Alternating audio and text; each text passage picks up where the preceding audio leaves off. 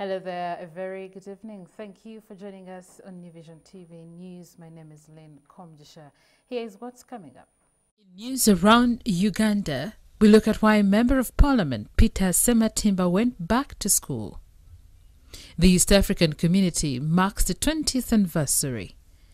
And in news around East Africa, Burundian politician has been raped and killed. In news around the world, a Taiwan pig is infected with African swine fever.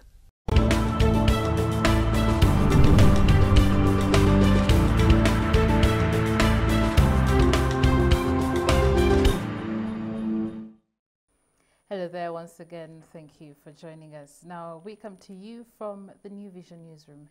My name is Lynn Komjisha.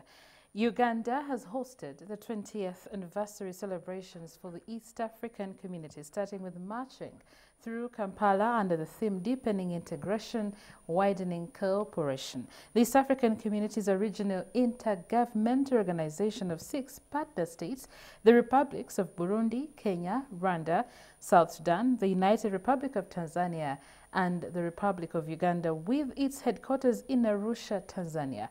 The East African community is home to 172 million citizens, of which over 22% is urban population.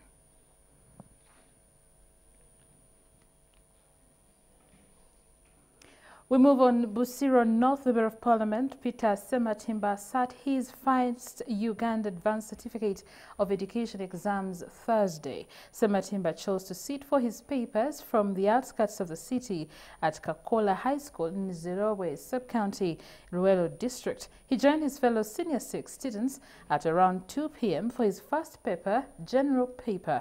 Just like any other student, he was thoroughly inspected before he could proceed to the examination room.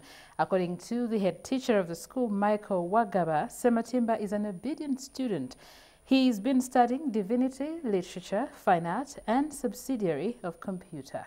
Sematimba says he went back to school because people, especially political opponents, find it hard to understand his American academic documents. He said he's spent a lot of money in court trying to prove that his documents are equivalent to an A-level certificate. Now, Catherine Nakalembe, a Ugandan heading the Eastern African hub for the National Aeronautics and Space Administration, NASA, an independent agency of the U.S. government, has received a global award. Nakalembe, an assistant professor at the research-based University of Maryland in the U.S., heads the NASA Harvest Eastern Africa Hub. Nakalembe received the Individual Excellence Award from the Group on Earth Observation, GEO, at an event held in Australia, November 6th. The GEO is an intergovernmental partnership of 105 member governments, 127 participating organizations, and several individuals and businesses working to improve the availability, access, and use of Earth observation data for a sustainable planet.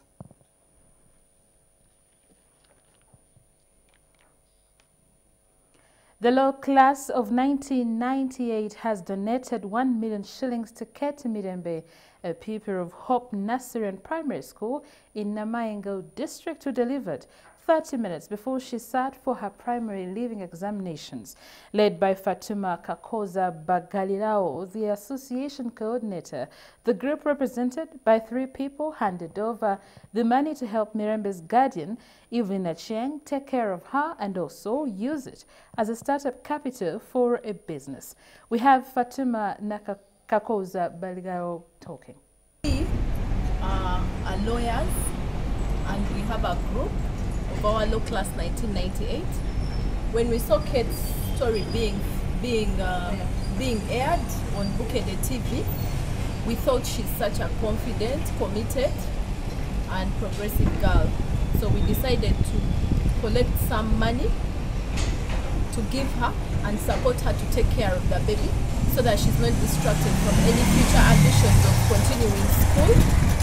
It is not so much, but we think it will help the situation for her to plan better for her life. We'll now take a look at another story. The The government has set up another initiative to address effective implementation of government programs and policies. Dubbed the Apex platform, the initiative is geared at bringing together the public and private sectors as well as civil society organizations in order to promote good governance practices for the country's development challenges. When a special service delivery unit was established in the office of the Prime Minister in 2015, there was a feeling among some politicians and technocrats that the formation of a new entity was a significant milestone. 4 years later, some politicians and technocrats have thought up another initiative which they say would yield instant results and improve service delivery. The Apex platform that was unveiled on Wednesday has been designed as a governance initiative at the highest level of government to fast-track implementations of action-focused recommendations to address the general development implementation challenges. Officials from the Office of the President say there is need to invest in effective management of public investments to increase economic growth and social impact. The objective is to ensure that the government plans should be implemented as planned, and they should translate into results which are quantified. Because we believe that every intervention should really have a purpose. The Office of the President, if we have seen that there are recommendations which need to be actioned, can we follow them up, and can we account when we come for the subsequent Apex for us? The Executive Director of the National Planning Authority, Joseph Muvawala, welcomed the idea of setting up a new entity to focus on scaling up impact from government interventions. He said the Office of the Prime Minister grapples with a myriad of challenges arising from conflict of interest as it seems to supervise implementations of some programs while it also executes certain activities. Prime Minister's office is the lead of government business. If you're a lead of government business, should you implement? You already have a conflict. You are leading the business and you're doing the business itself. How are you going to lead others that implement if you are doing the business itself? And then along the way, the office is caught up in crimes that should be entered by implementers. The lead of government business is also in the same crimes like other implementers, which compromises their position. The platform's promoters have said the platform provides for effective utilization of both state and non-state actors' contributions to inform executive decisions of government, as well as addressing implementation challenges generally. This is the work of the Office of the President. I admit possibly I've been sleeping. This is something I should have done some time back. But we are basically doing what we expected to do. Because when you read the evaluation, the end of NDP 1 evaluation, there are key challenges that were pointed out by the consultants that affected implementation. And now, when you look at the mid-term evaluation of NDP 2, you find almost the same challenges are being repetitive. So we are saying, let us not have the same challenges again repeated when we conducted the evaluation of NDP 3. So since we are now working on the framework for NDP 3, can we do things differently so that we at least try to mitigate the challenges of implementation in the previous national development plans? According to the midterm evaluation report of NDP2, about 50% of the development projects planned for the medium term are not likely to be completed by the end of NDP2. The Office of the President shall provide effective leadership and guidance based on collaborative learning and evidence from technical reviews of government performance, independent studies, and evaluations. Yvonne Njuna, New Vision TV. Thank you, Yvonne. Now we head into news around the East African region.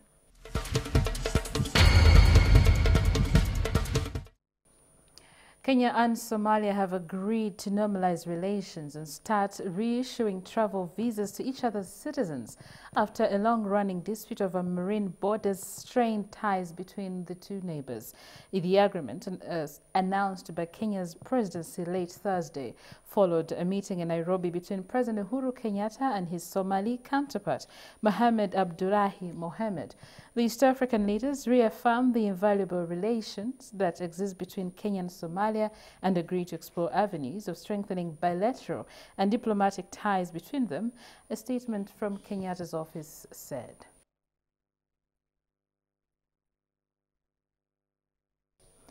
In Burundi, a Burundi opposition politician, Marie-Claire Niyongere, was sexually assaulted before being killed and her body dumped in a forest. Ms. Niyongere was the deputy leader of the women's wing of the main opposition Congress for Freedom CNL party in Uganda commune. Her body was found in a forest Tuesday with injuries on the neck and genitals, according to Uganda commune administrator Celine Ndabubaha.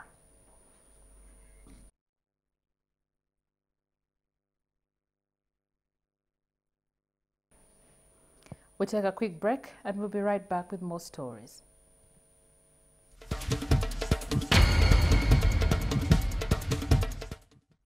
Welcome back from that break. We'll now take a look at news in business.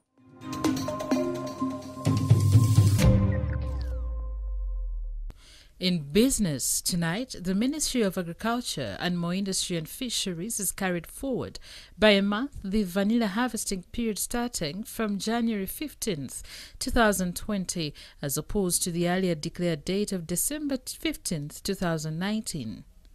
While addressing a press conference in Kampala, Christopher Chibanzanga, Minister of State for Agriculture, said the changes have been enforced after consultative meetings with key actors and that enforcing the right harvest dates has proven to be an effective measure in guaranteeing high vanilla quality. He said on the basis of their consultations with key vanilla chain actors, the exporters, farmers and district production staff, they wish to make adjustments in the harvest dates for the second season. He highlighted the factors that forced the changes in harvest dates, including, among others, the changing weather patterns. The measure was taken as a tool to guide farmers on the right time to harvest their vanilla and hence reduce premature harvests, curb theft and ensure that good quality vanilla is exported from Uganda.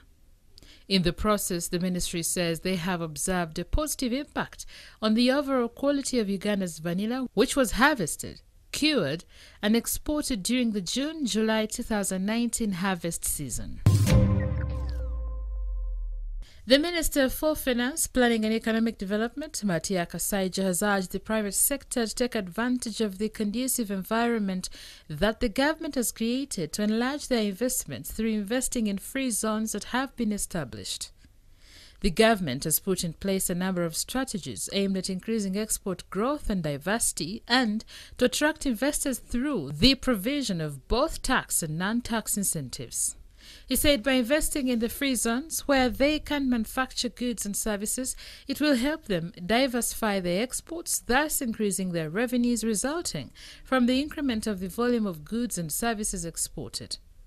In his presentation, the Executive Director, Uganda Free Zones Authority, Richard Jabo, highlighted the key projects that the authority is undertaking. These include the development of a public free port zone at Entebbe International Airport and Free Zones Logistics Hub in Jinja in partnership with Trademark East Africa. The Free Zones scheme provides incentives for holders of Free Zones developer, operator or manager licenses to aid export-oriented manufacturing and trade.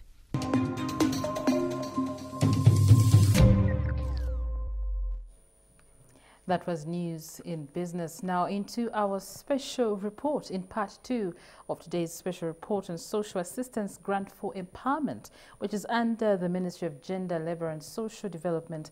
We'll look at the change in the payment system from mobile money to Postbank as the new payment service provider and some of the success stories from the beneficiaries of SAGE.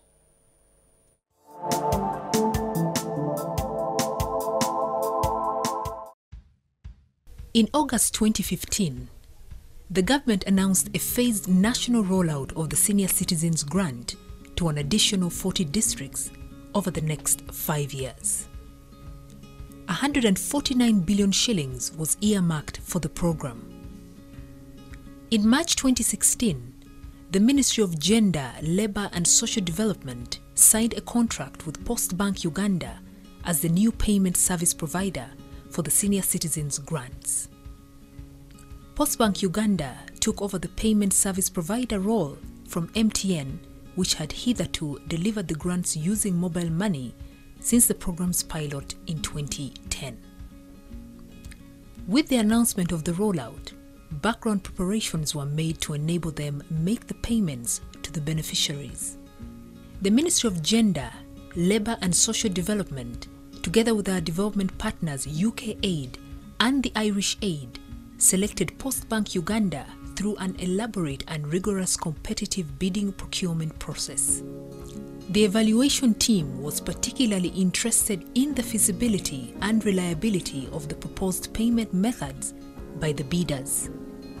Before, long-distance beneficiaries would have to travel long distances to receive their payments. Kasaija says since SAGE is going to cover the whole country, the program is now open for other service providers to bid for the contracts so as to serve elderly persons throughout the country. We don't just say, I'm selecting this one. What it is, like now as we talk, or in the papers on Thursday, on Friday, there was an advert in the papers that we need a payment service provider who's going to cover this number of beneficiaries in the rest of the country. So if you are interested, you put in your application. The age increase is therefore likely to grossly affect the number of beneficiaries as a percentage of the vulnerable population. It is important to appreciate, as has been highlighted in a series of impact assessment studies, both by the government and private agencies, that the money paid out to the beneficiaries not only benefits the individuals, but entire households. Dwankosa kubanga ebintu byonna bye naziikanga mu ttaka byafiiranga mu bufi. Era byennyini saasigaza kakoko, saasigaza kintu kiyitibwa bufaliso mu nju. Abasajja abanyanyanga bakusanga awo n'omukazi bamutwala. Tusula mu nsiko naye Katonda yatukuuma. Ne kaguta waffe n'alyoka agamba lekamba bbululeyo. Taata n'atuzaala emirundi n'emirundi. Kakati atuteereddeko akasente akatuliyisibwa okutuusa okufa kwange nze ngaani muwonge ani akampa. Akatandikira kubona akasente nalimaga okutuuka embu wange nikankonya ninguramu akasura ninguramu akasabuni ninkonyera enfuuzi zange niho akasente katandikira kama wetu Museveni nayombeka enju nakozesa n'ekyoloni. Little money we get from the SAGE, I, in person, it has helped me to get food and eat. Part of it,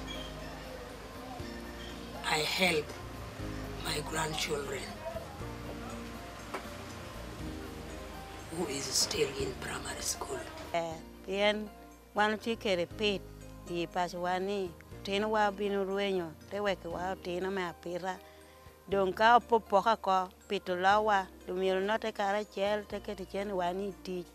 We wako tena ni nunkwa yot, kom gibeda yot, ginang ukwan, ginang unungi nara bera mera mudang ukwogi. Enemy wan nara chen wani kara chel. Bana bamulekwa kubafuna, matata abwe bafa, ne bamama abwe ni bafa. Ni babandekera atenga nange baje yafa sigante ni nanyambako. Kale nembonabona n'abaana nempisibwa bubi nnyo. Naye kati bwe ntandise kufuna kana kasente ntandise kuba nti ntereramu tereda ntandise nasooka nenzimba toyi yali egudde kakati munga ntandise n'okuzimba ekiyungu kati n'obubizi nina era buli wali kubanga era emu gye natunda nengula bulooka zino kakati kali akalala kendowooza okutunda kazeeyo abaana ku ssomero atomoni arayankani ethelingalu ethitiyaakona Gele tenga kalamu ngode ke school. Egele uniform. Kuri ye kyono da to mani ni peilu adelinga ngudu. Potoronge delinga chalu peilu Kangara get rupi. Again, you're on a getodang. A penguin edity la pio.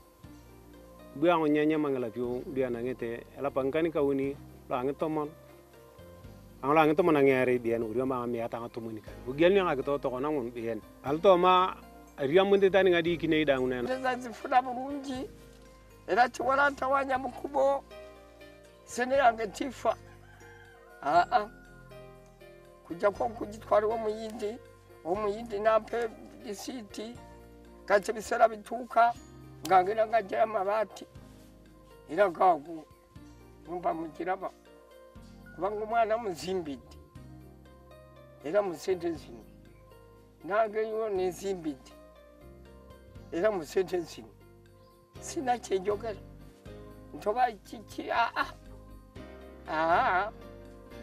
Katonda yaduwa Museveni waffe abantu tukagiya mu mpora bagula enkoko mu byaro bagula embuzi basorosoza mukikolo wakabadina akaju kabi yakombeka kasemera yatekaho obusente bamuteraho nakasenyi runda akabata higura utunyansi yatuya. Social protection is one of the catalysts for achieving the global 2030 targets, with SDG 1.3 specifically calling out for the implementation of nationally appropriate social protection systems and measures for all, and by 2030 achieve substantial coverage of the poor and the vulnerable in Uganda.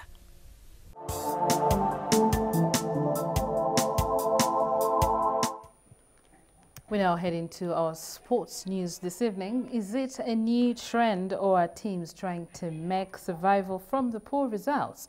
The number of coaches who have been shown exit doors by Uganda Premier League clubs now stands at 4, with the league yet to hit the second round. And reports show that David Katono Mutono has been appointed an interim coach, and Jackson Mayanja appointed to replace Nsimbe, who was shown a red card at Chetume Football Club. We have more.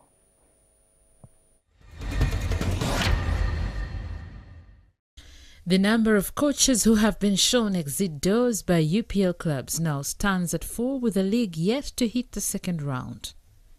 As of last week, coaches including Kefa Kisala, who was sacked from Wakiso Giants, Richard Wasa-Bosa was sacked from Toro United, and Paul Nkata was also shown the exit door at Mara City 4 days ago, have now been joined by the recent sacking of former Tusker FC coach George Nsimbe, who was shown a red card from the Uganda Premier League debutants Chetume FC. Nsimbe was sacked following 2 consecutive losses in the league against Onduparaka FC and Wakiso Giants, where they lost 7-1 and 3-0 respectively, leaving them in 13th position on the log of Uganda Star Times Premier League table. As per today, it's now confirmed the former Vipers FC and KCC FC tactician is going to take on the uncompleted job which was handed to the former boss of the Slaughters.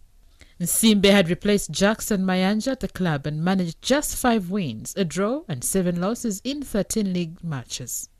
Now we should remember, Jackson is a former coach of Chetume FC who managed to bring them up from the big league to the Premier League before he was appointed by the Tanzanian side Kinondoni Municipal Council FC. This is not going to be the first task faced at high level by Jackson Mayanja in the Premier League of Uganda, and now he will be unveiled to the fans on Friday.